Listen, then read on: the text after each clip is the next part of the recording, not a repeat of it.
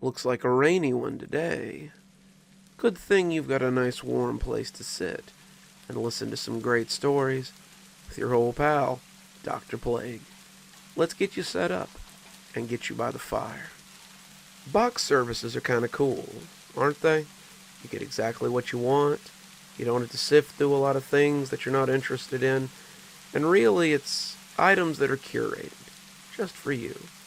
I don't have the money to be a part of one right now. But the subject of our next video seems to be very interested in the idea of being part of a very particular box service. So, let's hear about her endeavors to hunt a killer. When the box arrived, Emily was thrilled. She'd been waiting for this particular package since March, and at long last it was here. Emily had been trying to get into one of these cold case box services for a while. Hunt a killer, cold case, sleuth kings, she'd requested them all, but all Emily got back were apology letters and promises that they would contact her when they had room. The folks at Catch a Killer had placed her on their tentative waiting list, which sometimes took months, and she hadn't expected to be added to the list for quite some time. It was hard to get added. They only approved a few hundred people a year, and they were also one of the more popular groups. The service was their typical monthly subscription box, where they sent a cold case that the small group you found yourself to be a part of tried to solve. They would send clues a few at a time, a slow drip of evidence that would lead the group to the end conclusion, and they would follow the trail to a predictable end. As she brought the box inside, Emily felt giddy with anticipation. However, some of it was tempered when she stopped to look at the box. The label said to catch a killer, but the address label was torn off, and the box looked a little bit funny. If this was their way of creating ambience, then Emily felt they'd done a great job. The box was battered and dirty, the clear tape around it looking thick and yellow, and the letters were pieced together out of newspaper clippings. It was a nice touch, if not a little cliché. The letter inside was no exception. The whole thing was made of magazine and newspaper letters, meticulously assembled by hand. At least, it appeared as such. Emily couldn't imagine how much time this had taken, whoever had put it together, especially if they had to build more than a few of them. Emily had to applaud their commitment, but it wasn't something that seemed feasible long term. She would be surprised if this level of detail persisted, and took the note out of the box so she could read it. This is the case of the West End Tooth Fairy. He has a kill count of around 26, and was most prominent between 2019 and 2022. His first victim was Miss Mary Klein, a retired teacher who lived alone. It took the police almost 4 years to place her as his victim, only then because his pattern began to surface. She was stabbed 15 times, most of them in the chest, and a smile was carved across her mouth from ear to ear. No forensic evidence was discovered at the scene, no sign of forced entry, and she was left in her favorite chair in the living room. No one was charged with her death, and only one item was ever reported missing from the victim: the bottom and top plate of her dentures. Emily read it over a few times, but couldn't figure out what she was supposed to be looking for. This was less of a case file and more of a story. Emily had read a few articles about how the information was disseminated, and then picked over by the community, but this read more like a creepypasta. She wondered if this might be one of those things where a group member got a different piece of the puzzle, but that was another point of confusion as she looked through the box. As she looked, Emily saw a plastic baggie with a pair of pliers inside. She took them out hesitantly, the red around the teeth of the pliers looking pretty convincing. Emily gave the box a once-over, finding them a pretty good prop for the price of the box service. Once the pliers and the note were out, though, the box was empty. There was no group code or information on getting up with the rest of your team, and after a thorough search, she found nothing. Emily shrugged, not too upset about it. They had probably just forgotten to add it, and she figured that a quick trip to the internet would get her in contact with her group. She was still excited about her quick admittance to the group, and hopped on the site to see what she could find. A little while later, Emily closed her laptop with a huff of frustration. She had checked every group, but no one was following the Tooth Fairy case. No one seemed to know what she was talking about either, and it was starting to make her wonder. Maybe the others would sign up soon. Maybe she had gotten her box a little too early. In the end, she set up a room for the Tooth Fairy case, figuring the others would find her, and decided to go to bed. She'd sign on tomorrow and find that they had discovered her, and then the game could begin. Instead, she woke up to find another dodgy package on her front porch, and only a few messages in the room she had started, none of them helpful. The people who had found the room appeared to have used her post as an excuse to belittle her. The 3 or 4 users who had left comments were quick to remark that the Tooth Fairy case was little more than an urban legend, not likely to be something Catch-a-Killer would tackle. They made fun of her for even suggesting that they received a case file on this one, and decided that she must be trolling. Today's box looked like it had gotten wet, and the cardboard was dark and distorted. Emily huffed and deleted their comments, setting the box on the table as she cleared her own inbox. This was what she got for asking for help on the internet. Most of these people were just shut-ins, with little more to do than bother her, and she knew she shouldn't take it personally. Even so, Emily reflected that it was frustrating that none of the others who'd received the case files had hopped in to share information.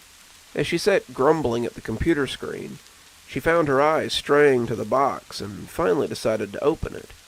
The material felt as damp as she'd expected, but that only added to the mystery. It hadn't rained last night, or for the last few days, and she couldn't believe that anyone would have delivered a package in such condition. And why was it here so early? It was near noon, but the mail didn't usually run until 2 or 3 in the afternoon.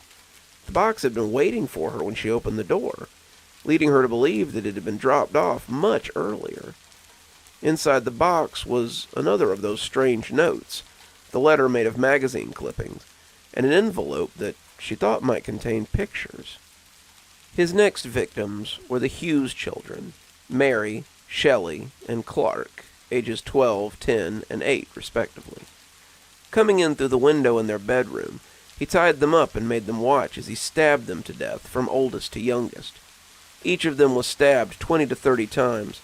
Their parents found them the next morning, both having slept through the night as their children died mere feet away. The oldest child was found to have her lower canines removed, the middle child her bottom incisors, and the youngest was missing his bottom premolars. The teeth were believed to have been taken as a trophy, and that was when the police began calling him the Tooth Fairy, though the press wouldn't start using it until much later. As she took out the pictures, Emily felt her blood run cold as she flipped the top back. There were 12 pictures inside, all seemingly taken with a Polaroid camera. All of them were of crying children, their hands tied behind them and their mouths stuffed with whatever they had at hand. The girls appeared to be older than the brother, all of them bearing the same sandy hair and hazel eyes. And as the pictures carried on, Emily could see the fearful children becoming broken children. Their pajamas reddened, their wounds seeming to grow with each snapshot, and by the end, all 3 were lying on the carpet together. As their blood seeped into the thick shag, Emily felt the pictures slip from her numb fingers. What was this? It was a little too much if this was someone's idea of a joke or a game. She had wanted to be part of this game, but if this was the level they were playing at, she wasn't sure she was up to it. These Polaroids looked real, like something taken instead of made, and as Emily held them, they felt dirty in her hands. She put them in the box and picked up her computer as she tried to discover anything about the case that she was being drip-fed. This was the second box she'd received that felt more like a love letter to the killer and less like a case file. There were no clues to follow, no breadcrumbs to lead her to an outcome, just harrowing stories to listen to that ultimately didn't tell her anything. If this was how it was, she really needed to see if anyone else had received the clues she was failing to find. The forum offered more veiled insults, and Emily huffed as she closed the laptop. With no words from the admin and no help forthcoming from her fellow investigators, she couldn't do much but speculate. In the end, she dumped the contents of the box into the first one and threw the new box away. When her eyes kept darting over to it as it sat on the top layer of the garbage can, she pulled it out and took it to the outside garbage. She couldn't stand the way it seemed to be watching her, and as she came back up the front steps of the porch, she stopped in her tracks as she saw the last thing she expected to see. Another cardboard box, covered in old yellow tape, was on her welcome mat, sitting like a steaming pile of fresh foreboding. Emily looked around, suddenly not feeling so safe standing in front of her own house. How had she missed it? It hadn't just appeared between her leaving her front door and putting the box in the garbage can. It had taken a matter of minutes, 2 or 3 at the most, and someone would have had to place the box quickly and quietly in order to get it here in the interim. Someone like a serial killer who stole people's teeth and kept them as trophies. Emily shook the thought off and reached down to pick up the box. She must have just missed it on the way out, must have stepped right over it. But that didn't stop her from locking the deadbolt and throwing the chain across the door. She took the box to the dining room table, but it would be quite a while before she found the courage to open it. She looked at it as she cleaned her house, returning to it a few times throughout the day.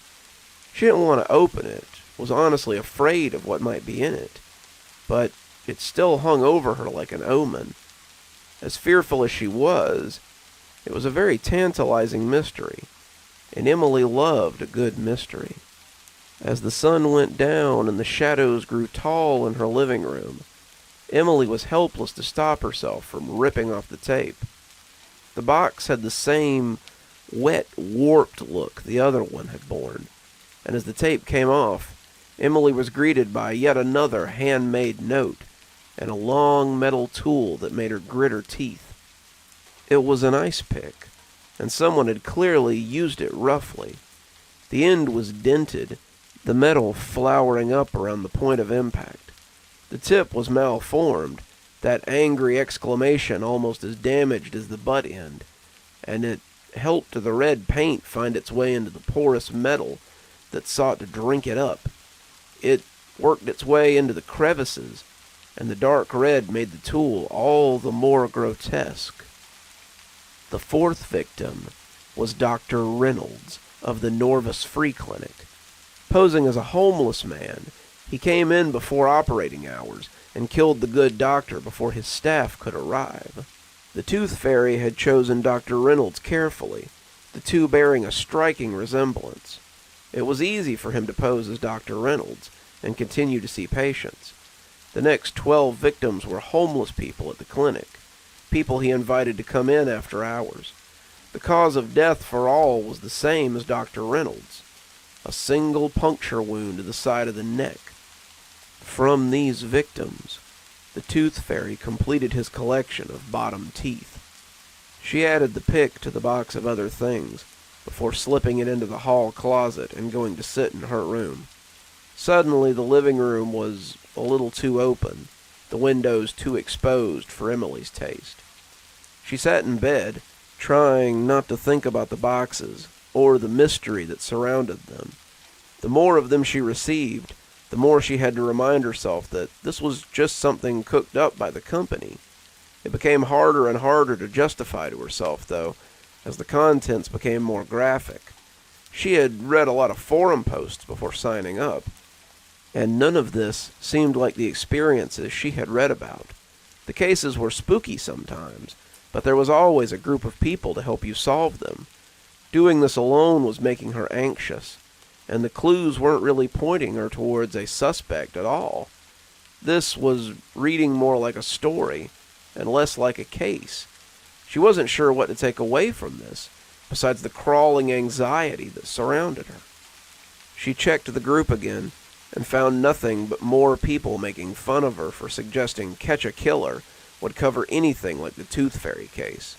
It's not even real. It's an urban legend. No, it's real, but the group only handles cases with suspects and evidence. The killer never leaves anything behind. The case is too high profile to let a bunch of amateurs mess it up by stepping on what little evidence they have. It was pages of stuff like that, but nothing helpful. None of the admins had posted either, and Emily supposed they were on vacation. They couldn't weigh in on forum topics, they couldn't answer her questions, and it seemed like they couldn't be bothered to do much at all.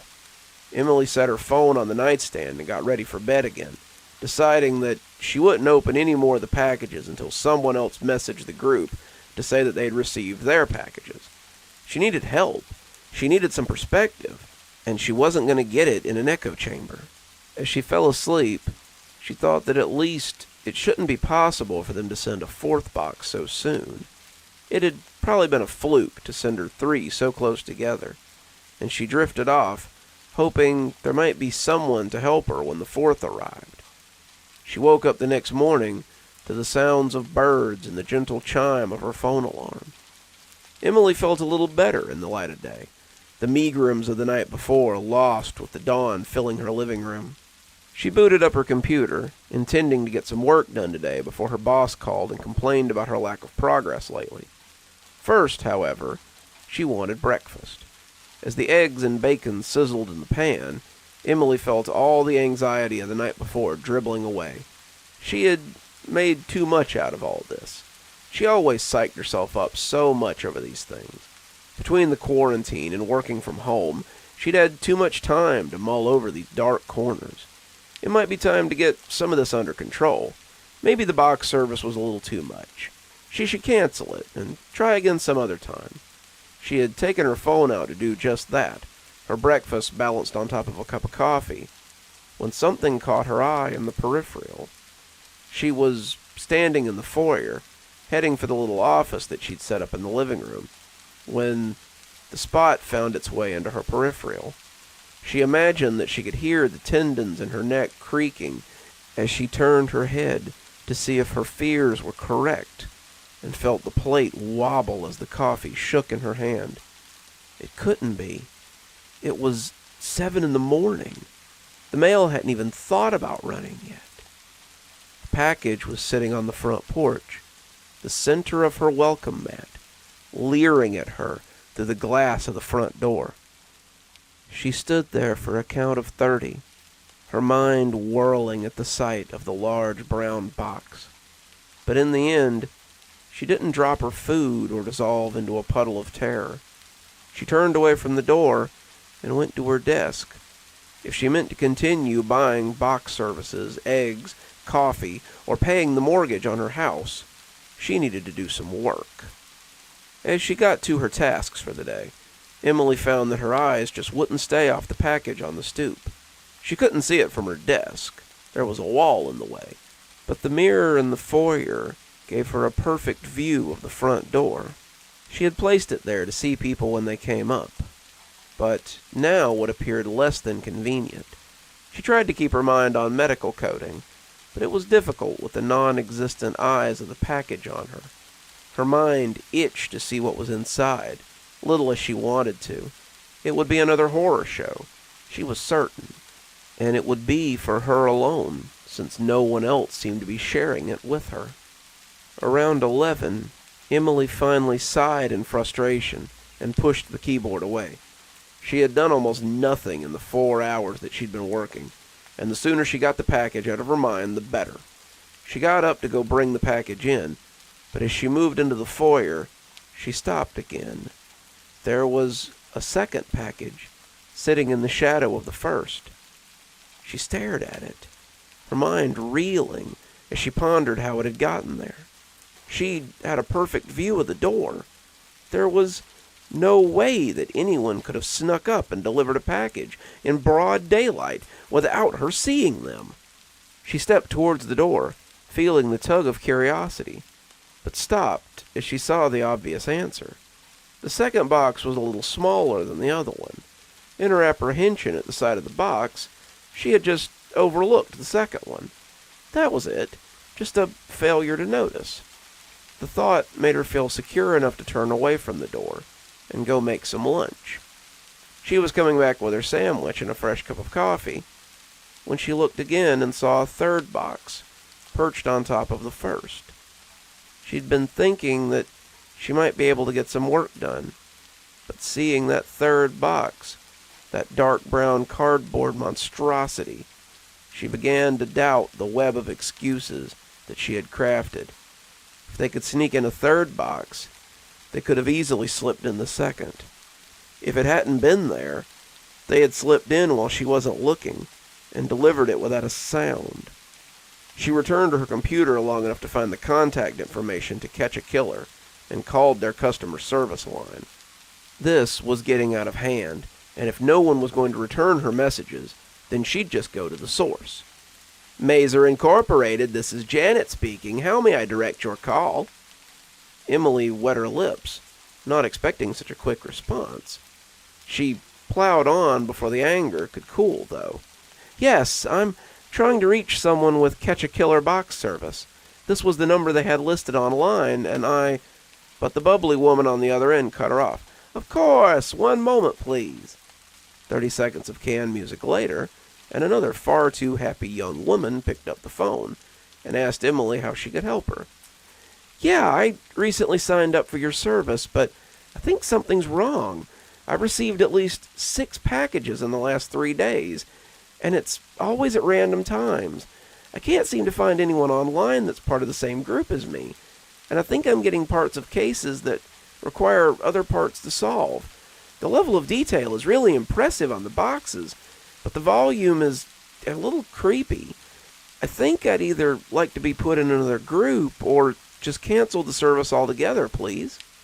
The woman then I seed through the whole conversation, and the background sound of keys clacking made Emily grit her teeth. I'm terribly sorry you're dissatisfied with our service, ma'am. You can absolutely have a refund, and I'll cancel your service. Feel free to keep the materials you've already received for your trouble. Do you know which case file you're assigned to? It's the Tooth Fairy case. The clicking abruptly stopped. You must be mistaken, ma'am. That's not a case we offer at this time. Not one we plan to offer in the future, either. Emily had been pacing, but stopped as the woman's words fell on her like a piano. That's the information I've been getting in the mail. All the boxes contain these little handmade letters and pictures and descriptions of murders. Let me get your information, ma'am. I'll see what group we have you assigned to. Emily gave her the info she'd filled in on the website, and after a few minutes of clicking, she could swear she heard the woman's teeth grinding together. I'm sorry, ma'am, but you aren't on our client list. You're on our tentative approval list, but we haven't taken your payment for the current cycle of case files. Emily stopped in the foyer, glancing fitfully out the front door as she tried to make sense of all of this. There was a 4th box on top of the other one, and as the golden afternoon set over the house, she felt a chill creep up her spine. What does that mean? She whispered, not daring to speak too loudly. It means that whoever's sending you those packages isn't anyone from our office. Emily was speechless, and as the woman called to her from the other end of the phone, she let it slip out of her hand and tumble to the hardwood.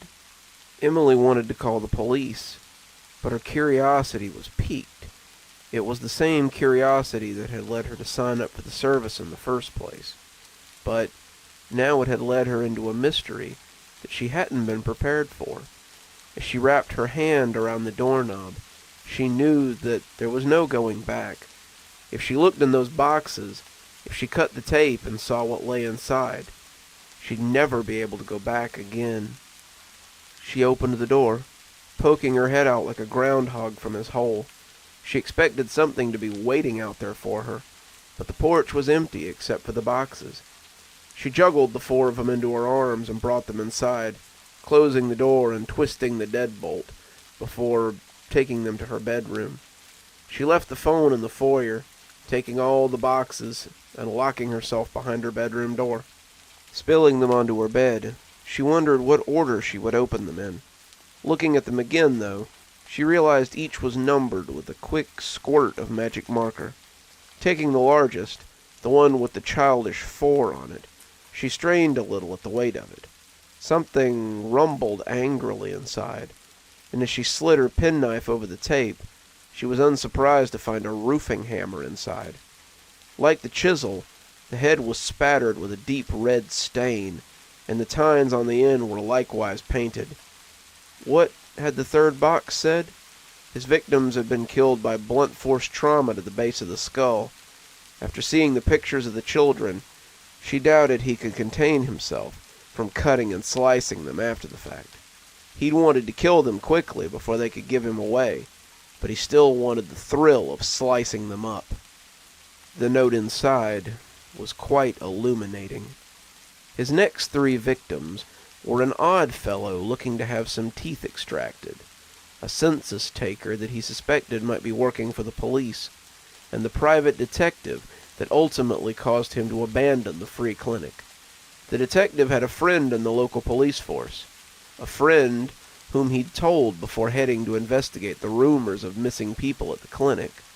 The Tooth Fairy avoided the raid meant to catch him and added 6 more teeth to his collection. From the old man, he took the front incisors. From the census taker, the 2 top incisors next to them. Finally, from the nosy investigator, he took the top canines and left on a bus as the police raided his hunting ground. She paused before opening the 5th. Had she heard a sound in the living room? She wanted to check, but the knife made such a satisfying sound on the tape as she opened it. Inside was a business card for someone named Carol Barner. The legend beneath proclaimed her to be a webmaster from Mazer Inc., and Emily suspected that she already knew what the note would tell her. How easy it had been for the packages to arrive at her house. Almost like someone had her name and address.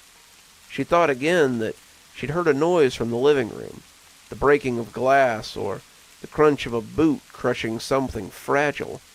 It might even been the breaking of a phone, as someone stepped on it after she'd carelessly left it in the foyer. She read the note quickly, wondering how much time she had left. His next victim was Carol Barner. Carol was selected at random, a crime of convenience that turned out to be very helpful. Carol was his neighbor, someone who worked from home as the pandemic raged. Carol liked to work late into the night, and her keyboard was so very loud. He had tried to be good, tried to lay low for a while as he settled into a new town, but the clack, clack, clacking was driving him mad. One night, as he watched 2 o'clock roll by with no reprieve, he took the continued noise as a sign from above. He broke into her apartment, and she never even noticed over the sound of her keyboard until it stopped tapping forever. In doing so, he discovered what it was she'd been working on, and found a way to finish his work without the hassle of finding more victims. He discovered the database that she'd been tapping away at, and after taking her premolars, he set to work. Her hands shook as she opened the next box, the knife threatening to cut her as it jittered over the adhesive. She could hear him as he moved through the house, being less than quiet as he yanked open doors and cabinets. He knew where she was. He had to, but it was all the thrill for him. He wanted her good and scared before he went about his business, and Emily had to still her hands as she read the note that lay atop the flyer for Catch a Killer. The flyer with the red stain, distorting the K in killer, and made it run like a wound. His next 8 victims were just everyday crime junkies, people who loved to research and speculate from the comfort of their home. He had a large pool to choose from, and it was easy to select those who wouldn't be missed or would take time to be discovered. Glenn Howell was a freelance coder with a passion for cold cases. Linda Merrill was a divorced housewife whose children had flown the nest, leaving her plenty of time to consume her true crime content. Courtney Powell and Linda Kane were roommates, and it was a wonder the 15 cats in their apartment hadn't got them before he did. John Boyd, Claire Keene, Reagan Summers, Casey Greer, they all took the bait and became true crime content all their own. Each kill swelled the legend of the Tooth Fairy. Each added another name to his tally, and each gave him another piece of the puzzle. As the police searched for him, looking for anything that could discover his identity, the Tooth Fairy found the last piece he needed, his final victim. The knob rattled, turning slowly as it hit the lock. Whoever was on the other side didn't kick, didn't yell, didn't fret. He knew they had all night.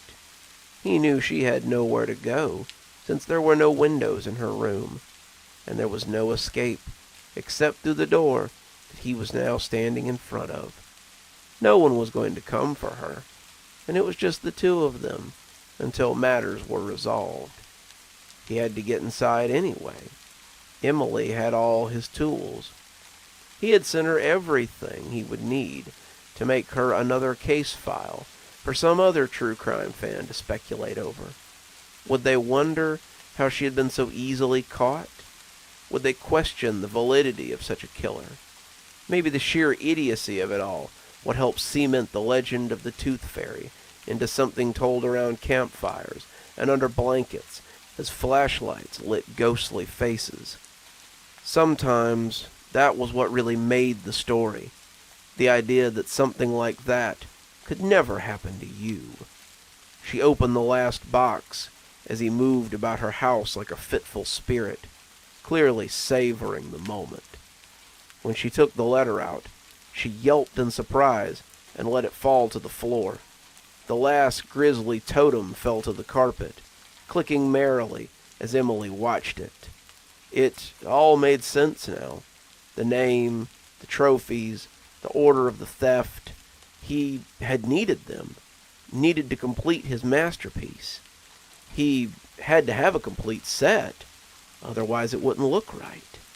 She tore her eyes away from the grim spectacle and looked at the letter that was likely to tell her of his last victim. A victim she knew all too well.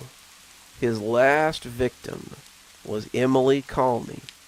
Emily fancied herself a true crime enthusiast. She petitioned multiple services since the beginning of the pandemic, but was never invited to join their groups. She wrote all of them in her application to catch a killer. And when it pinged on the database, the Tooth Fairy decided to make her dream come true and give her the true crime experience of a lifetime. Emily Colney, the perpetual shut-in on Hawthorne Street, would have the distinction of being the Tooth Fairy's last victim. After her, he would break his pattern, and thus become harder to link to the crimes that would come after her. So thank you, Emily. Thank you for helping me complete my masterpiece. The door shuddered, and Emily dropped the note. It fluttered down to land on the grisly trophy on the floor, and she was forced to put her hand far too close to it as she picked up the note. It was a mishmash, a golem, a creation of love and hate, and it hurt her to look at. It seemed that Mary's denture plates had been put to good use, and the teeth within them were as different as they were misshapen. He had lovingly set them into the plastic, and they looked like an animal trap, just waiting to bite. The false teeth were missing only one set, and as the door splintered, Emily grabbed the hammer she'd received the day before and held it at the ready. A hand slipped through the hole in the door, grasping the lock with a smooth and practiced twist as he opened the door and let himself in. She saw him then, rising to his full height as he filled her doorway like a ghoul in a cast-off coat. He was massive, his head looking grotesquely small as it peeked down from between his huge shoulders. She felt the hammer slip from her hand as the smell of him wafted over her, the aroma of dirt, campfires, old chemicals, and ancient blood. She didn't start screaming until he smiled at her. his spitty, toothless mouth revealing empty gums. Gums waiting for what lay on the floor between them. Gums waiting for Emily to complete their reward for years of patience. Ugh, this kind of weather always just makes me want to stay in bed. I might be returning there after I get done with these little stories, but we'll see what the day has in store. Let's hear something a little different, something I don't often write, something in the third person. Ooh, spooky. So, kick back, relax, and let's hear about Howard's song. The smooth jazz buzzed through his ears as Howard finished correlating the numbers for his latest job. The Baxter account was coming along nicely. Howard felt quite sure that he would have the account books done before quitting time. It had been a hard job. Mr. Baxter had not kept good records, but he had finally chased down all those loose ends, and Howard cocked his head like a dog that's heard a sound he can't quite place. Had someone been calling him? The smooth jazz he always listened to when he worked was devoid of words. Words tended to distract him while he was working. He shook his head and got back to it. The account was nearly done, and he had a meeting in an hour to finalize it. He'd give his boss something to crow about this time. Charles Baxter was a very wealthy man, and his business would do wonders for the company. Howard bet his boss would give him a bonus after seeing all the excellent work he'd... Howard turned to look behind him. Someone had said his name, almost spoken it in his ear. As he looked around, he was perplexed as to where it was coming from. Looking back to the computer, he began to type again. His nerves were a little rattled at the thought of a disembodied voice, and Howard! Howard jumped and nearly overturned his chair. Someone had shouted his name, screamed it right into his ear. Even now, as he looked around his home office, he could see no one. Howard lived alone with no wife or children or roommates to distract him, and the thought of someone in his house made him very upset. This was his home, his place of refuge, and as he started to rise from his chair, he resigned himself to search the whole house until whoever was here was found. He had just opened the closet when the voice spoke again. "Sorry to startle you, Howard. Now that I've got your attention, I need to talk to you." Howard stared dumbly into the closet. The old jackets and blue storage bins did not begin to speak to him. No one sprang from concealment either to admit to the disturbance, and he came to realize that the voice was not coming from the house. The voice was not an intruder, or a disembodied ghost voice, of which he did not believe in. The voice seemed to be coming from his earbuds. The voice was that of an average, everyday person. Howard could have sat next to him on the bus, or chatted with him in line for his morning bagel. The voice was smooth, educated, and not too terribly unlike his own. This made Howard feel a little easier, a little calmer. As he stood looking into the coat closet, he felt less worried about home invaders, and more concerned about why someone in his earbuds knew his name. "Wonderful! Now that I have your attention, I need you to leave the house." That struck Howard as odd. Not that anything in this situation was expected, but leaving the house? Howard worked mostly from home, always had after his employer had determined that it was better for his productivity. As such, he had maintained a rigorous schedule. He really only left the house to get groceries once a week, and to visit a certain woman he liked. Their relationship was based on cash exchange only, of course, but he still had a schedule, and he liked to stick to it. "You are in great danger, Howard. Men are coming to hurt you, men who don't want you to finish this account, and if you're still here when they arrive, I fear you won't live to see tomorrow." This filled Howard with unease. Who was coming to hurt him? Why did they care so much about the Baxter account?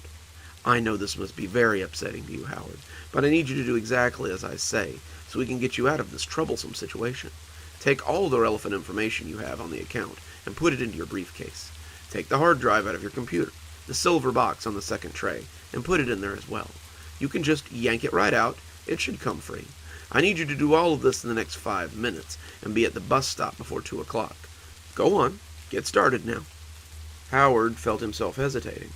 Who was this voice? Why was he talking to him? How did he know that this wasn't some trick to get him to screw up all the data on his computer? Still, years of being an accountant drone meant that he had already begun to scoop the papers into his briefcase, even as he thought things over. He was used to following orders, and really, this was just one more in a long line of orders. The side of his desktop came off easily. He had saved his documents, of course, and powered it off. Now he had the case open, though, and the nagging voice asked again if he thought he was doing the right thing. This was crazy. He was going to yank a piece out of his computer just because a voice in his earbuds told him to. How did he know he wasn't being fooled? How did he know he wasn't having a mental breakdown? For all he knew, he had created the voice, which hadn't spoken in about a minute, and now he was getting ready to break his computer. "Quickly now, Howard. They're on their way," the voice said, not showing the slightest bit of interest one way or another. Howard reached in, feeling the heat from the components, and gripped the hard drive. He lifted it out of the cradle, but instead of yanking, he detached the cables and easily brought the box out. He looked at it as it ticked and cooled and put it in his briefcase. He closed the case, grabbed his hat from beside the door, and left his house. "Don't bother locking up. You probably won't be back," said the voice in that who cares sort of way. "Now, walk down to the bus stop and sit with the wall blocking your view of the house." Why wouldn't I come back to my house, Howard thought, but he moved to the bus station without really thinking. He was running on autopilot as he came to the bus station and just sat down. The longer he sat, the longer the voice remained silent, the more he doubted that it would come again. A woman with a bratty kid sat next to him, and he clutched his briefcase on his lap. The kid looked up from his gadget, a box that was spewing noise at an ear-splitting level, to tell his mom that he wanted McDonald's when they got wherever they were going. She just patted him and said she would. The kid turned his grubby face back to the gadget then, and gave no more thought to the conscious world whatsoever. That was when Howard saw the car. The black town car drove right past the bus station and into his driveway. 4 men in black suits climbed out and walked towards his door. One of them knocked, 3 loud clumps, and they all waited for 30 seconds in a state of impatient tension. They all had sunglasses on and shiny black shoes.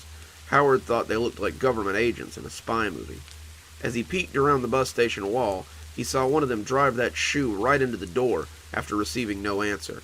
As they filed in, he thought he saw them reach into their coats for something. But the voice came back just as a big silver bus pulled up in front of the stop. "Never mind that, Howard. It's not your concern anymore. Just get on and take the bus to the number 12 stop. You can do that, can't you?" As Howard flashed his bus pass and took his seat, he found that he could. He rode the bus for the better part of an hour. He kept a firm hand on his briefcase, and as he rode, his eyes kept sweeping around to look at the other riders. The bratty boy and his doting mother were a few seats away. The kid hadn't looked up from his gadget since he'd spoken to his mother, and she seemed to be busy watching the world go by. An older woman was sitting up near the front with the driver. Her clothes made him think that she might be homeless, and a young man with headphones on was sleeping near the back of the bus. The flashing sign near the front said that they were nearing stop number 4.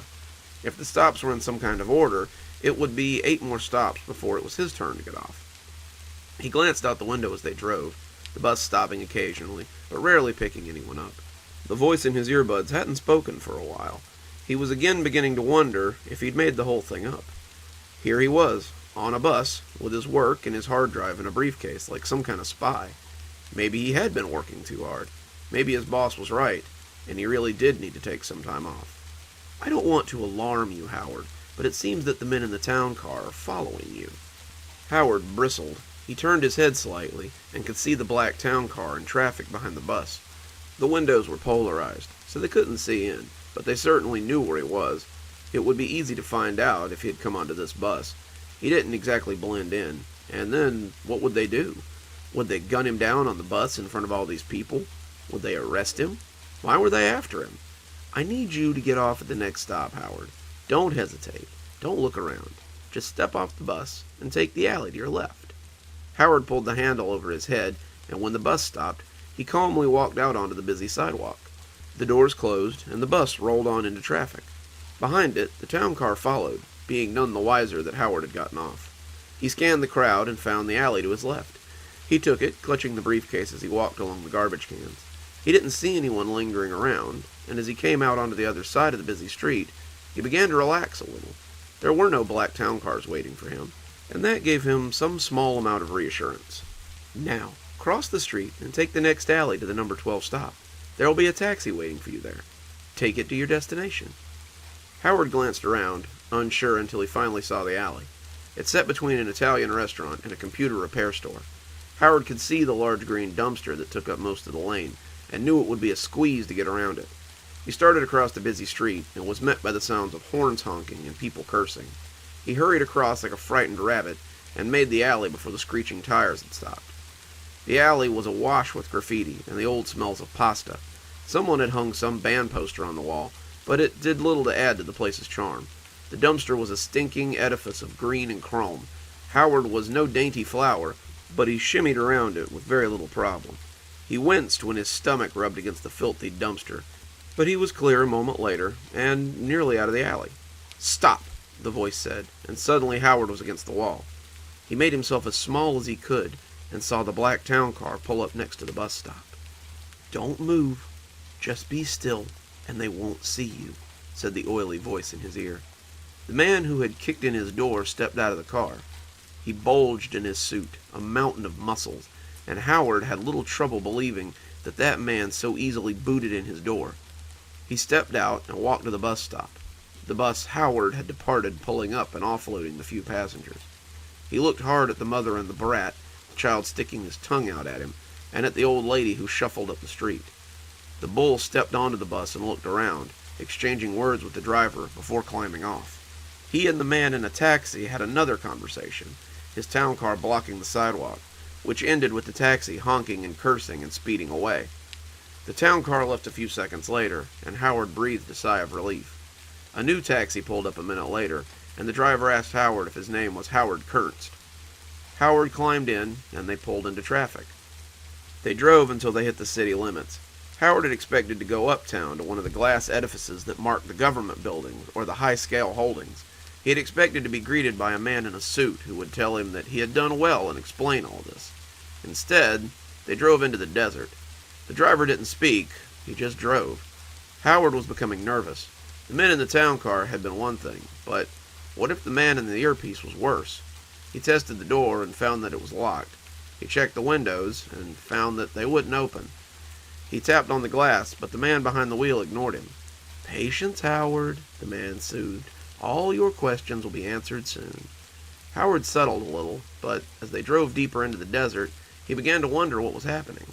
Howard was just an accountant, a great accountant, but still an accountant. Things like this didn't happen when you were just an accountant. You might get a paper cut or stub your toe on an average day, but certainly not get yourself involved in clandestine conspiracies or life-or-death struggles. Hell, the files he had from the Baxter account weren't even that interesting. Baxter owed a lot of money to the government, had a lot of back taxes, but Howard had managed to clear that up. His orders had been to make the problem go away, and he had. When the car stopped, Howard was jerked out of his contemplation. They had stopped outside a rundown gas station in the middle of nowhere. Howard must have been wool-gathering for longer than he thought, because the sun was dipping low in the sky behind said station, and the afternoon was beginning to sink into evening. A sensible black sedan was parked in front of the gas station, and as they approached, a man opened the door for Howard and ushered him out. The man was wearing a black suit, much like Howard's pursuers, and his sunglasses reflected Howard's scared face back at him as he climbed from the taxi. The taxi driver accepted an envelope from the man, neither speaking a word, and the cab pulled away, leaving Howard and the man standing in front of this rundown gas station. "Right this way, Mr. Kernst," said the man, and the two walked towards the station. It was a tatty thing, gas pumps gone all brown and flaky, the glass crashed out in the windows, a single spindle rack spinning sluggishly in the wind, with a single bloated magazine on it. Howard had seen 1,000 of them in his time, utterly forgettable, and he feared to die in a place like this and become as forgotten as the old station. The thought was sudden, but he couldn't get it loose as soon as he had thought it. He was like a dog who's finally caught his tail and now can't let it go again. Howard was suddenly sure that this would be the place he died. The two walked around the back of the station, and there was a man in a folding chair, a beach umbrella covering him from the sun. He was dressed in a white suit, little blue piping roaming up the jacket. He had a fat, jolly face, hair the color of snow, and a pair of sunglasses with some reflective lenses Howard had become used to seeing. He smiled when he saw Howard, and the smile was genuine and warm. He pulled an earpiece out as they approached, and spread his pudgy arms wide as though to hug him. "At last, Mr. Kernst, at last you've arrived. May I call you Howard? It seems silly to rest on formalities after we've been through so much." Howard didn't trust him from the instant he opened his mouth until the end of his life. The man had a showy way of speaking, like a carnival barker or a snake oil salesman. He was the kind of man who turned everything into a Shakespearean presentation. He thought himself a showman, but really, he was just dramatic for the sake of drama. Howard hated people like that. The man seemed to pick up on some of his distaste. I imagine you have a dozen questions, maybe 24, and I want to answer them all, but I fear we don't have time. The biggest question I assume you have is why these men are chasing you, yes? Howard nodded a little sullenly. Well, the answer is quite simple. The men are, of course, my own. Yours? Howard asked, perplexed. Of course. You see, if you had something I wanted, and there was no sense of urgency, you might start to ask questions. You might question the voice that suddenly popped into your head. You might not have come all this way into the desert on my order if I hadn't made the stakes a little high for you. He pulled a cigarette out of a silver case he had in his jacket, and Howard flinched when he saw the case come free. For half a second, he had seen a small silver handgun come out of that jacket, and he knew his life was about to end. The man flipped the case closed, but offered it to Howard before he put it away. Howard declined, and the man slid it back into his pocket with the same disappointment. The man who had escorted him from the taxi stepped close, flicking an expensive lighter and holding it to the end of the cigarette. Howard considered running into the desert while he was occupied. Catching a bullet in the back, however, did not seem much better than dying right here. Now then, I imagine you'd like to know why I went to all this trouble to get the papers you have in your briefcase. Well, that's a little more complicated. You see, Charles Baxter has made some very important people very angry. He's made enemies out of the kind of men who don't really get mad. They get even. And in 22 hours, he will cease to exist forever. He will be erased from life, erased from memory, and erased from time. Howard gaped. Who was this guy? How exactly did you go about erasing someone from time? Charles Baxter was a fat cat around here, probably one of the most prominent businessmen in 3 states, but surely he was small potatoes in the grand scheme of things, right? So, as you can see, it's very inopportune for you to have files that prove this man existed at all. Charles Baxter is already dead.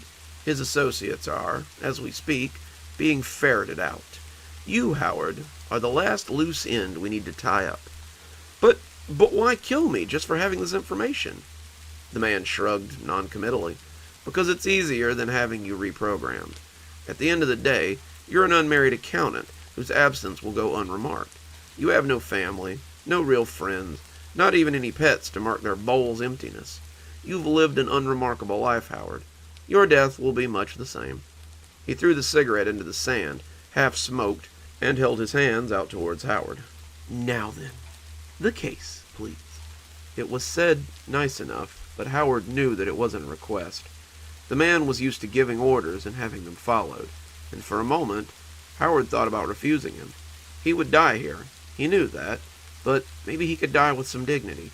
Perhaps he could die having fought against something that didn't seem right. He held onto the case for a few seconds, not sure what he meant to do with it, but in the end, he found himself handing the case to the man under the umbrella. At the end of the day, he was just an accountant after all. The man accepted the case, smiling, and this time the hand that came out of the suit coat did contain a small silver handgun. Thank you, Howard. You've been very helpful. The gun went off, and Harold felt the slug enter his body. It burned for a few seconds, then he felt nothing. Howard's life ended in much the same way he had lived it, without much fuss.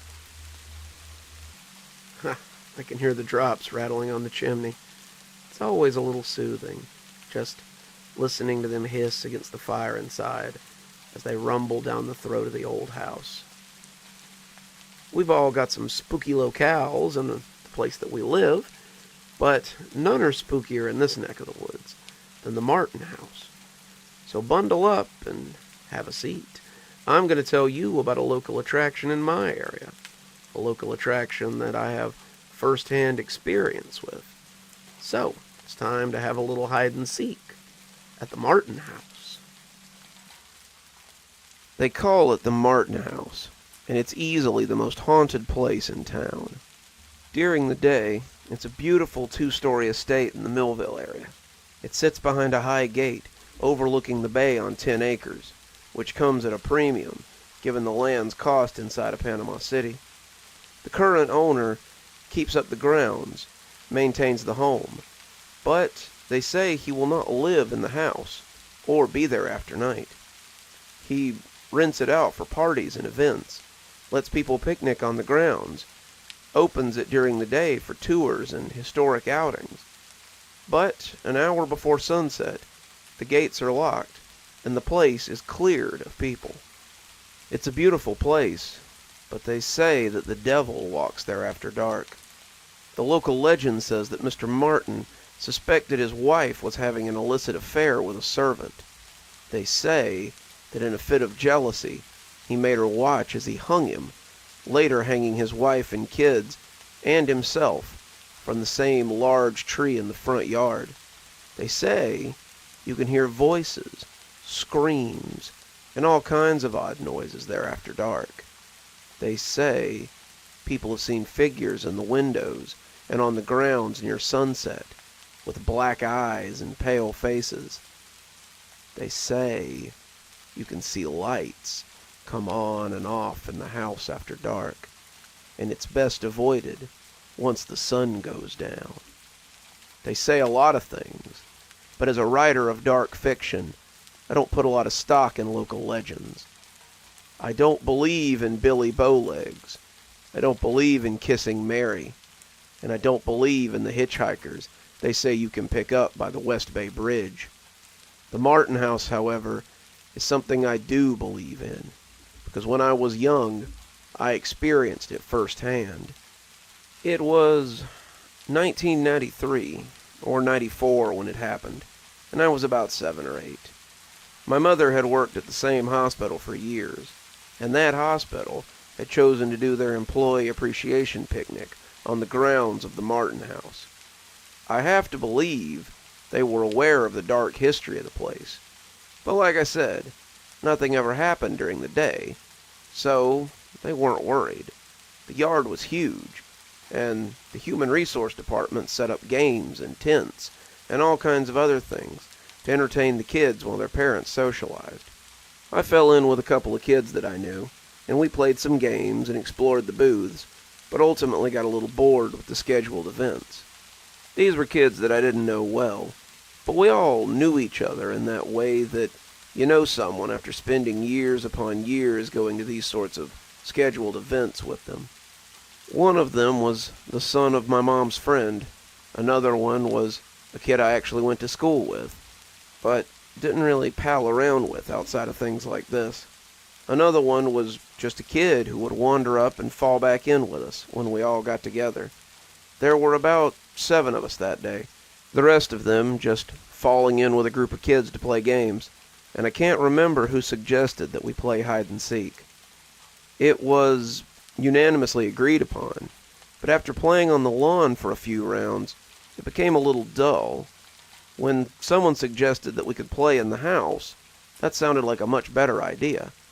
So we went inside, but quickly discovered the problem with playing indoors. The house was kind of a museum, and adults didn't really like it when kids were running around things that could be broken. We tried for a couple of rounds, but after being yelled at by a lady in a dress, we thought we might have to go back outside. That was when we saw the kid on the stairs. Like I said, none of us really knew each other, but none of us had ever seen this kid. He was youngish, probably 5 or 6, and he didn't really say anything. He just sort of stared at us through the slats on the staircase, and I'll remember the way he looked at us for my entire life. He seemed both fascinated by our appearance and utterly terrified at our game. He looked at us the way I looked at the dog sometimes, when he was making noise while my dad was trying to nap. He looked like he thought we might wake up a parent that would be angry. Someone suggested that maybe we could go play upstairs, and we all thought that might be a good idea. The upstairs was usually blocked off, but if that kid was up there, then the door must be unlocked. None of us had ever gone upstairs. It was locked, like I said, but we found the door was open, so we all went up. The upstairs was about the same size as the downstairs, but we saw a ladder going up into the attic, and thought that would make the best place for hide-and-seek. It would be dark up there, probably with stuff to hide behind, and it would be spooky. What we found was a pretty big attic with boxes and furniture covered in sheets. It was dusty and cobwebby, and reminded me of the opening of one of my favorite shows, Are You Afraid of the Dark? We decided who was going to be it, then we all went to hide. It was dusty in the attic, and a few of us got found right away when we started sneezing. I expected that we might see the kid we had seen earlier, but there was never any sign of him. I didn't think much about it. Kids rarely question things that don't come from adults. And as we played, the volume of our game became louder and louder. We began to scream with joy every time someone was found, and some of them had taken to scaring each other instead of just playing hide-and-seek. I'm sure that some of the people from downstairs could hear us, but given that we were 2 floors up, we might have been mistaken for just regular noise. I was hiding behind a vanity near the back of the attic, peeking out from around the edge of the sheet, when I heard a little voice in my ear that scared the crap out of me. It scared me because up until then, I'd been the only person hiding behind the vanity. You guys shouldn't be here. You're gonna wake up Daddy, and he'll be mad." I turned around, and there he was. He was crouched down behind the vanity, looking at me with these big, sad, scared eyes. And now that I was closer, I could see he was dressed in suspenders and a grubby-looking white shirt. His feet were bare, and his hair looked like someone had cut it with a bowl. I asked him who he was, but he shook his head and put a finger to his lips as he made a shushing sound. "Shh. You're gonna wake up Daddy, and he's gonna be mad." I started to ask him who he was talking about, when all of a sudden, we heard loud footsteps coming up the stairs. Someone was yelling, but it wasn't regular yelling. Usually when my dad yelled, there were swear words in it or some kind of direction. This yelling was just babbling, like an angry beehive or a car when it needs an oil change. It was angry, and it was loud, but there really wasn't any substance to it. The game quieted down as we all became the hiders. We knew that we shouldn't be here. We all knew that if we were found, we'd be in trouble. So we all took to hiding, as someone came very angrily up the ladder. I could see the others as they hunkered around the other covered piece of furniture and storage boxes. They all looked scared, but they also looked excited. This was a different level to the game, something a little scarier. We all knew that this was the real game, and we had to win, or we might never be allowed to come back again. Through the white, oiling up out of the square hole, came a large something. It was man-shaped, but maybe not a person. It had arms and legs. I could see a head, but the rest of it seemed to just be shadows. It was like someone standing in total darkness, and I think even then I suspected that this was no museum curator coming after noisy children. The hairs on the back of my neck began to stand up, and as the thing started looking for us, I turned and found the little boy was gone. The other kids seemed to have felt it too, and as the thing moved towards the left side of the attic, we all started shuffling to the right. It knocked over a box and kept yelling in that strange, barely coherent way. It didn't seem unfamiliar with the attic, and I wondered if it was up here looking for us, or if it was looking for the little boy who'd been a stranger to me. Either way, we made our way back to the ladder and started quietly going down onto the second floor. We were almost all down when the thing turned and looked at the 2 or 3 of us that were left. He didn't have eyes, at least none that I could see, but I felt very seen by it. and the last of us went down in a herky-jerky pile of bodies. We ran back to the staircase, and that's when someone else found us. We burst through the door that led out onto the stairwell, and almost knocked over a lady with a tour guide name badge. She blinked at us and did not seem at all happy to see 7 or 8 kids coming out of a restricted area. She asked what we thought we were doing in there, and we told her that we thought it was open. She said no, the door was always locked, and told us we better get out of there before we got in trouble. When she asked how many of us there were, that's when we seemed to disagree. Some of us said 7, but a few of us insisted that there were 8. No, there was only 7 of us. Remember, that's why we didn't play Capture the Flag. Yeah, but then the other kid joined us, so we had 8. What other kid? There was only ever 7 of us. The kid in the suspenders. He was playing in the attic with us. At that point, the lady was completely frazzled and collected up all of us and brought us downstairs to have a talk with our parents. In the meantime, she had a few of the other people search the second floor and the attic for a missing kid. Most of our parents were not terribly pleased about being drug away from the festivities because their kids couldn't behave, and we got an earful as we stood in the foyer of the Martin house. Some of us, me included, were more worried about the missing kid than getting into trouble. I can't speak for everyone, but I'd seen how scared he was. I don't know who he was afraid of, but I was afraid that whatever that thing had been, it had got him. As my dad let me have it for acting out, my eyes started to wander. I was looking at the pictures on the wall, the ones showing the Martin house through the years, before they finally settled on a very familiar face. The kid looked less scared and more confused, but it was definitely him, standing on the front lawn with 2 other kids and his parents. The house behind him looked a little different, but it was definitely the one we were standing in right now. Hey, that's him, I said, interrupting my dad in the middle of his lecture. Who's him? My dad asked, not appreciating being interrupted. That's the kid, the one I saw in the attic. The lady who had found us looked at the picture before shaking her head and telling me not to tell lies. No, really, I assured her. That's him. He was hiding with us. He told me that we were going to wake his daddy up. He looked really scared.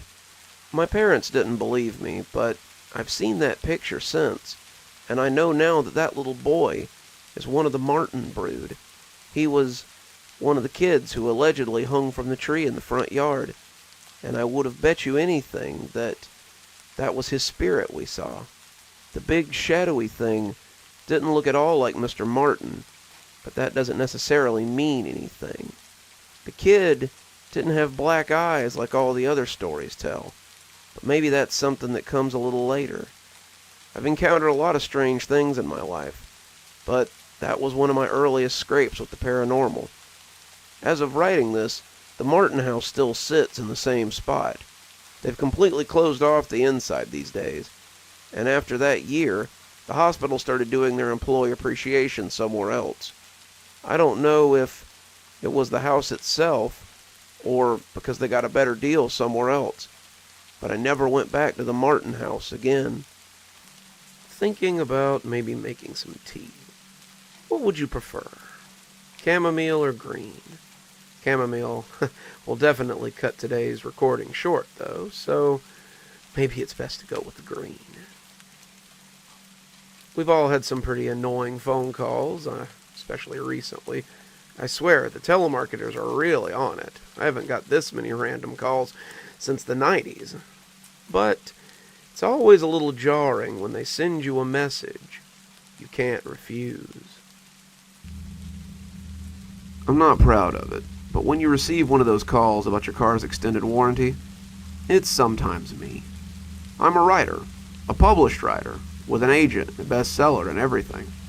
5 years ago, I was number 3 on several bestseller lists. 5 years ago, Oprah featured my book on her book list. 5 years ago, I sat on Ellen DeGeneres and promoted the crap out of my book, a move that netted me the house I now live in. It was a good year for me, and when my agent suggested that I write a sequel, I jumped at the chance. 5 years later, my sequel is finally coming together. But the bills don't stop just because your royalties and your residuals stop rolling in. My wife went back to her job at the grocery store, something to help pay the bills while I was working on my book. But it just wasn't enough. We had lived a little too grandly for the last 4 years, and now the money was gone. I told her I was paying the bills out of the residuals, but in reality, it was the salary I made working call center jobs like this one. Call center jobs are pretty easy, all things considered. You read a script, you call gullible people and offer them goods and services. You rake in little bonuses when you manage to trick the old or the infirm. It also allows me to work from home so I can proofread pages and research chapters while I cold call people in my pajamas. You get a lot of hate, a lot of people playing games, but that kind of thing is easy to ignore. Hell, I did retail for 8 years when I was young, and it's given me a pretty thick skin. It was easy to ignore when you realized that whether you made the sale or not, you were still going to receive a check at the end of the week. It was a pretty good gig, until I cold called someone I shouldn't have. The voice that picked up the phone was deep, cultured, and I should have known that it wasn't a voice of someone that could be fooled with such a cheap trick. He was the last number on my sheet for the day, and I figured I had nothing to lose. Yes, Sara, I'm calling you about your car's extended warranty. Do you still own the 2013 Link? Does this ever actually work? Stumbled for a moment, choosing to roll on with the script rather than break character. Lincoln, the warranty is nearing its expiration, and we're offering select customers a, "This is the 5th call I've received from your company today, young man." I started to ignore it, like I'd ignored the others, but I figured I'd pick up this time and see what was so important. I see now that the answer was nothing. I tried to stay in character, but it was hard in the face of his frank honesty. "Look, I'm just doing my job, sir. I've got bills to pay and a family to feed, same as you. If you aren't interested, then I'll..." "Oh, a family man! Is that why you take the elderly for their pensions and scam the mentally handicapped for their hard-earned money? Such a provider. I'm sure your children would be proud of their father." He said it in such a matter-of-fact way that I almost didn't register it as an insult. I could have hung up on him. He wasn't the worst offender I'd had all day. But something about his voice rankled me. Where did this guy get off? He was going to sit here and tell me how rotten it was to make my money this way, like I didn't already know? Where the heck did he get off? "Look, buddy, there's no reason for any of that. We're just calling to let you know about your warranty program. If you don't want it, then I'll just..." He cut me off again. "Don't worry about it, friend. I'm sure you'll have more prevalent things to worry about soon enough. Ciao." The line went dead then, and the silence seemed ominous. I sat the phone down like I thought it might blow up. I'd been threatened on the phone before, but this one felt different. There'd been no screaming, no cursing, no invitations to screw myself, or questions about how I slept at night. I shuddered a little, suddenly feeling like a goose had walked over my grave. I jumped a little when I saw my son standing in the doorway, scratching his neck. Michael had wandered into my office while I was on the phone. I turned to him as he stood scratching, his hand moving up and down his back, before asking if he was okay. He'd been napping, something he would have to give up when he started school next year, and it seemed that his itchy back had woken him slightly ahead of schedule. "Daddy, my back is so itchy." I told him to go lay in bed while I grabbed the cream and the lotion. His mother and I called it Triceratops cream, something that always made Michael laugh, and it seemed to be the only thing that helped with his eczema when it got really bad. It's something he suffered with since he was very young. We've had to wash his clothes with dye-free detergent, use special soap during his baths, and stay far away from things like wool. So I grabbed the cream and the lotion so I could lather him up and bring his itching to an end. As I slid his shirt off, however, I worried there might be something else going on here. Michael's back was covered in boils. A swath of small pustules with white heads were scattered over his pink skin, and they looked like pimples. There were clusters of small patches, islands of blight on a sea of normal skin, and I was honestly a little afraid to touch them. Nevertheless, I mixed the cream together and rubbed them onto his back, feeling him jump as some of the boils burst beneath my fingers. He seemed to relax when I finished, thanking me as he slid his shirt down gingerly. That was how it started. I wish I could say that was where it ended. I was proofing pages when my daughter, Michelle, arrived home from school. She stumbled into my office, her hands scratching at the back of her neck absent-mindedly, as she hugged me and told me about her day. We'd done this ever since her first day of school, and it was one of her daily rituals. She'd taken a test she believed she'd done well on, found $1 in the storm grate near the house, and told Jenny that she was being mean to Sara, so the two were no longer friends.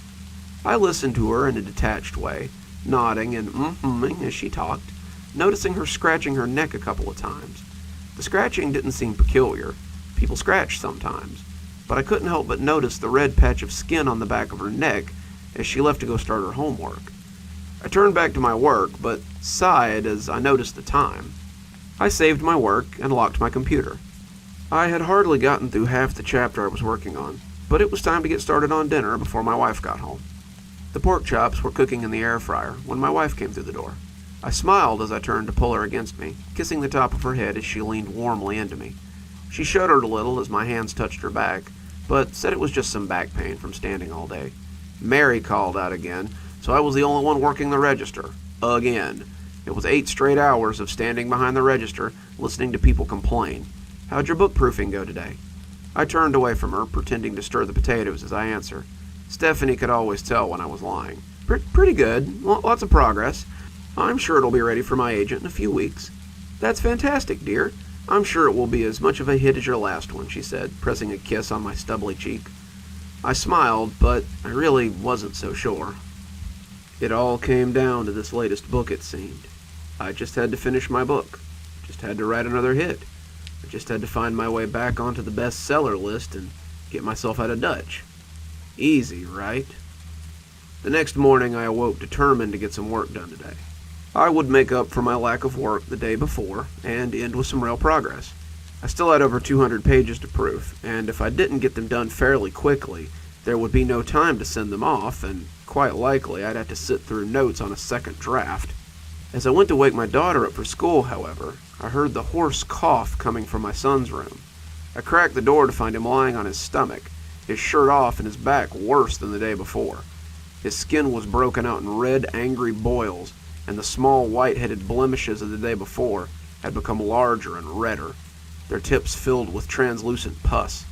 He was softly moaning, his eyes begging for me to make the pain stop as they pulsated. My wife came out of the bedroom then, getting ready for work, and saw Michael's back. She ran to him, careful not to touch any of the spots, and asked me if he'd had these since yesterday. He was broken out, I said honestly, startled by the sudden appearance of the large angry boils, but it wasn't this bad. I put on lotion and cream, and he seemed to feel a lot better. Stephanie started talking quietly to herself, mostly arguing with herself about whether she could find someone to cover for her. But I told her I could take Michael to the pediatrician. Heck, what was the point of being a stay-at-home husband if I couldn't take my son to the doctor? She asked if I was sure. She knew I had work to do today. But I told her that it was nothing. I told her to go to work and that I would handle things here. I told Michael to stay in bed, not wanting him to aggravate any of the blisters he had on his back, and went to go wake Michelle up so she didn't miss her bus. I was in for another surprise when I got to her room. I opened her door and was immediately buffeted by the sound of her racking cough and her low groans from the bed. She was warm to the touch, not overly so, but definitely fevered, and I asked how she was feeling. She said it felt like she had the flu. Her throat hurt, she was hot, and her whole body ached. My wife was getting ready by then, stepping into the shower before she stepped into her uniform, and I figured it would be just as easy to make an appointment for 2 kids as it would for 1. I told Michelle to get some clothes on, and that I would make an appointment for her and Michael. With all the COVID paranoia still floating around, it was pretty easy to get an appointment last minute with the symptoms they were presenting. 1 phone call to an after-hours nurse later, and I prepared to trade all my editing and proofreading time before work for time spent sitting in the car until it was our turn to go to the back. It was an hour and a half before we made it in, and I tried to make the most of it by doing some edits on my phone. It was slow and tedious, the 2 of them glued to their phones or their gadgets in the back seat as they hacked and coughed, but I managed to get a little bit of work done before they sent me a text saying they were ready for us in the back. 30 minutes later, their pediatrician came back with very little by way of an explanation. Well, they don't have COVID, or the flu, or anything else that I can test for here. What they do have is a high fever, a very wet cough, and troubling boils all over their back. Michelle too, I asked, having not been aware that she was sporting boils as well. Michelle too, she confirmed. Her outbreak isn't as bad as Michael's, but it's getting worse. I'd recommend that you keep them at home until it clears up. Don't touch the sores with your bare hands, and if you happen to by accident, be sure to disinfect your hands with alcohol. Wear gloves and a mask when you interact with them, and go to the hospital if you or your wife start presenting symptoms. I'm hoping it clears up on its own, but if it doesn't in a day or two, you should take them to the hospital anyway. I bundled them back into the car, a handful of prescriptions in my pocket, and called my wife as I went about getting their medications and getting them home. All of this, the meds, the visit, everything, was going to cost some, and I needed to get them settled so I could log some hours at work. My wife's insurance wasn't very good, and the money I made would be crucial if I wanted to get out of debt. I also had to find some time to work on my book, knowing in the back of my mind that it was the secret to solving my current problems. Stephanie picked up on the third ring, and the cough she rumbled into the phone sounded suspiciously like the ones from the back seat. She swore it was just allergies, and commiserated with me about the diagnosis. She wished she could be there, but said that she would likely be late this evening. Mary had called out, again, and she was the only one working register today. It was noon before I got everyone medicated, set up in their rooms with lunch and toys and entertainment, and sat down at my computer so I could begin my day. As I took calls and proofed pages, I felt a little bubble of anxiety every time someone picked up the phone. I was still a little rattled by yesterday's call, but all of my calls today seemed normal enough. I actually had 2 people give me their information and buy one of the garbage warranties we offered.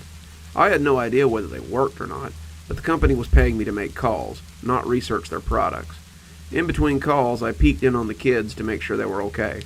Michael spent most of the day sleeping, his breath heavy and wet, and Michelle just looked at me whenever I peeked in on her, seeming listless and barely there. I gave them more meds and made sure they had juice and liquids, and kept an eye on their temperatures as I took calls in between my nursing duties. As the sun set, I began to get worried about my wife. She should have been home by now. Should have been home a half an hour ago. And I was just about to call her when I heard the door pop loudly open. She was laid out on the floor of the living room, her coughs deep and wet, her own blemishes peeking from the collar of her work shirt. I took them all to the hospital then, just bundled them into the car and went. The ER didn't know what to make of them, but we've all been quarantined upstairs now as I try to figure out why I haven't gotten sick with the same symptoms as the rest of my family. They are working hard to manage their fevers. All 3 of them are around 103, and they're laid out on their stomachs as their boils have become very fragile.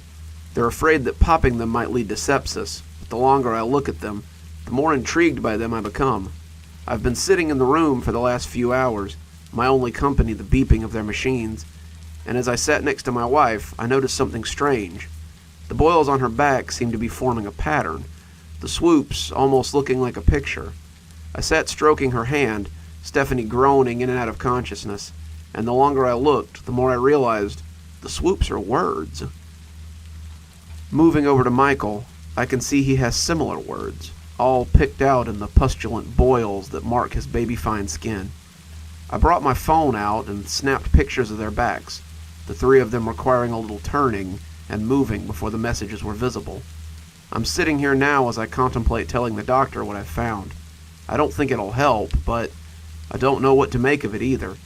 It can't be what I believe it is, but I can't think of any other explanation for the words that I'm reading swirled across the painful backs of my family. The message reads, "I've been trying to reach you about your car's extended warranty." One more story for you, and then I think it's time I took these tired old bones to bed. Got deja vu. I must say that a lot. When you're in school, it's important to play by the rules, especially when you need to be excused for a moment. So, if you're heading to the bathroom, don't forget to bring your Hallpass. Have you ever had a dream, maybe a memory from your childhood, so vivid that it almost has to be real? I'm not sure if this actually happened or not, but I've dreamed about it for the last 2 weeks, and I'm terrified that it will never stop.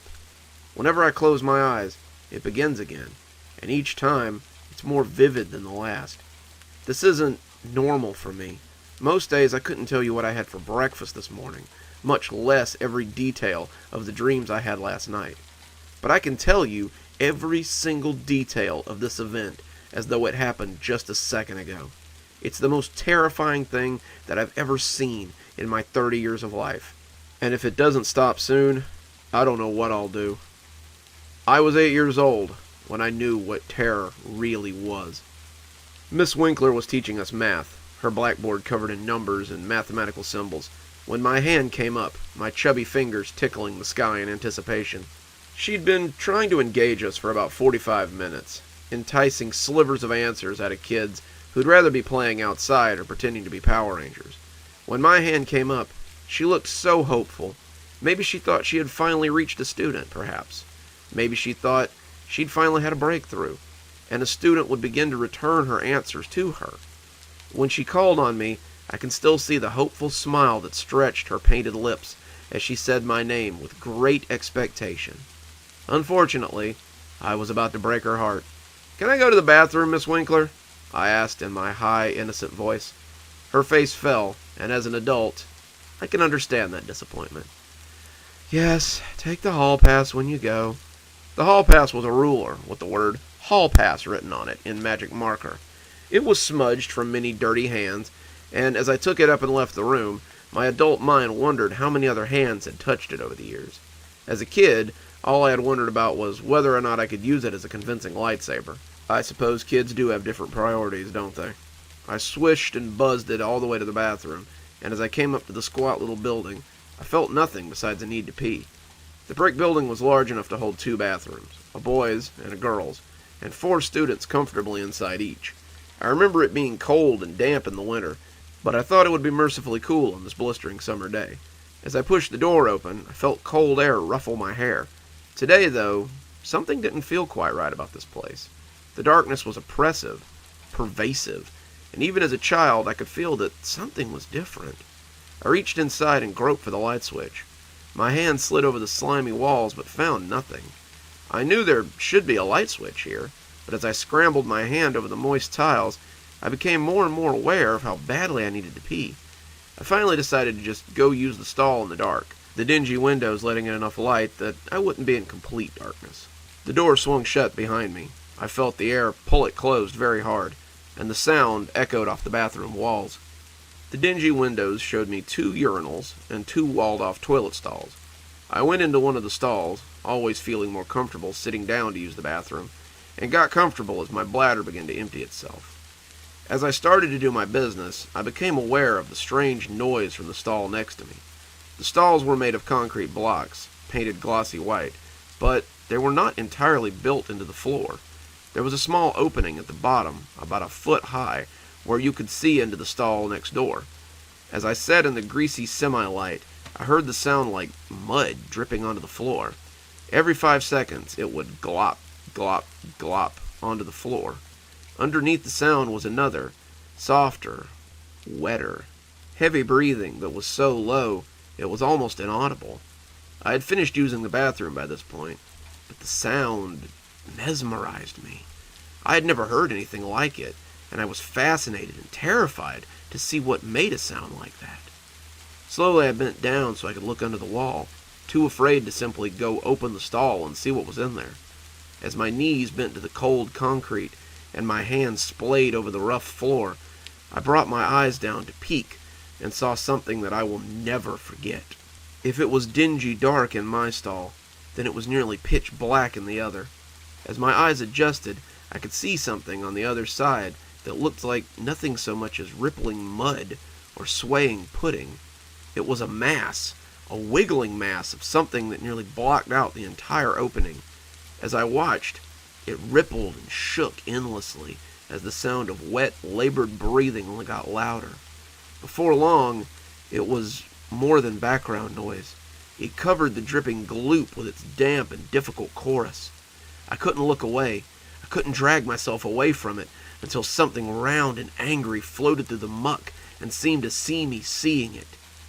It was an eye. I was up in a heartbeat, legs drawn up to my chest as I sat on the toilet and clutched myself.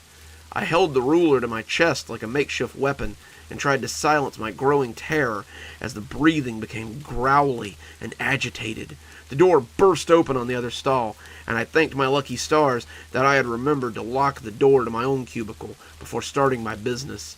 Whatever was on the other side banged against the door. It sounded like waves crashing against a levee, and all I could do was cower and try not to scream, worried it might excite the creature and push it to further violence. It slammed in again and again, and as it did, I almost thought I could feel flecks of whatever it was made of slapping off and splatting on the ceiling and floor. It battered the door mercilessly, and to my horror, I could see the simple slide lock joggling and shuddering under every blow. The sound it made was like a mudslide, like mud pushing its way through a hallway during a flood, and I just knew that any minute it would break the door and cover me. Then it stopped. Whatever it was gave one final slap against the door, and then rumbled off out of the bathroom. I sat petrified, unable to move for nearly 5 minutes, before I finally found myself able to control my shaking legs. It was gone. Whatever it was gone, but I wanted it to be gone and well gone before I decided to come out. The lock didn't want to open, but it popped open after a few hard slaps with my hand. The door creaked outward on warped hinges, and I could tell that the cubicle door was definitely going to need replacing.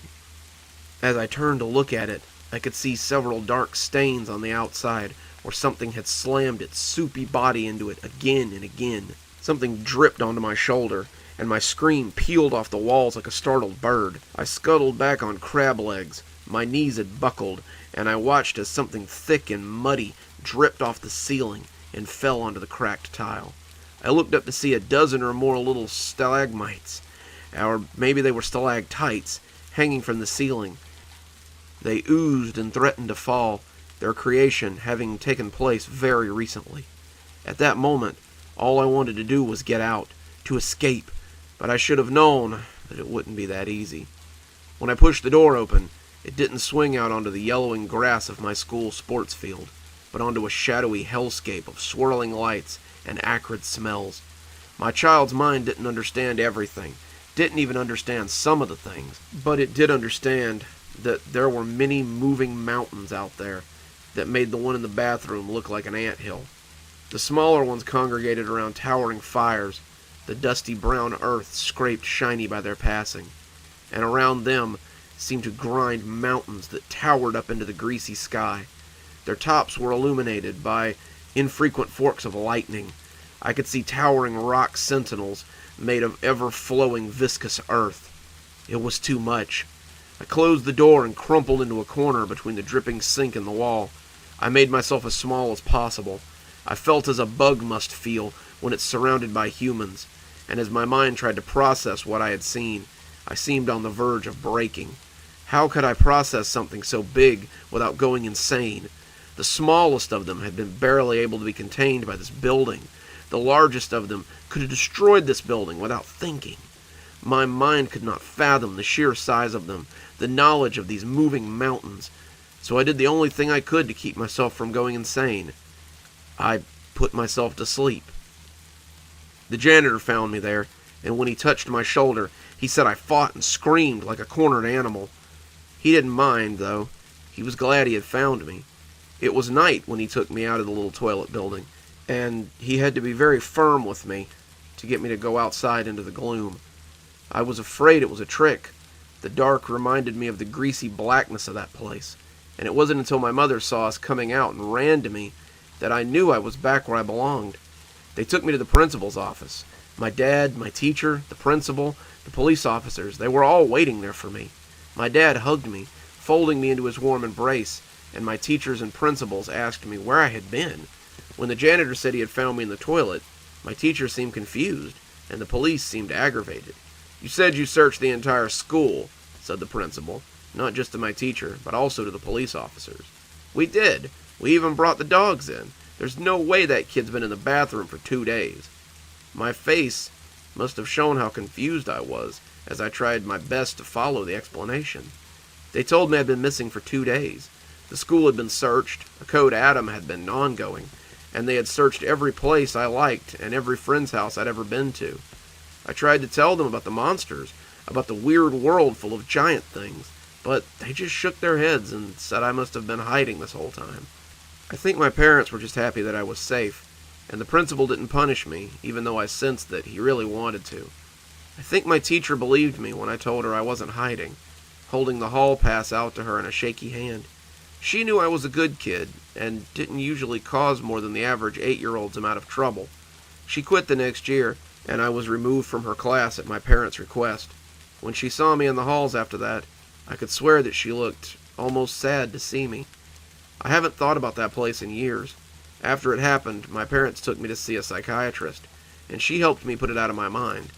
I would only remember it sometimes in the dark hours of the night, but it was gone just as quickly, even though it comes back in vivid detail, and I don't know how much longer I can handle it. I see the mountains moving as I stand in the doorway of that bathroom. I know that they will end me if they see me. I know that if they see a way to our world, they will end all of us, and I'm afraid of what I'll see the next time I open that door. And that, I'm afraid, will conclude our cozy horror for today. Oh, but don't fret. I do hope you'll stop by tomorrow for more cozy horror with me, Dr. Plague. Till then, have a wonderful day and a spooky evening.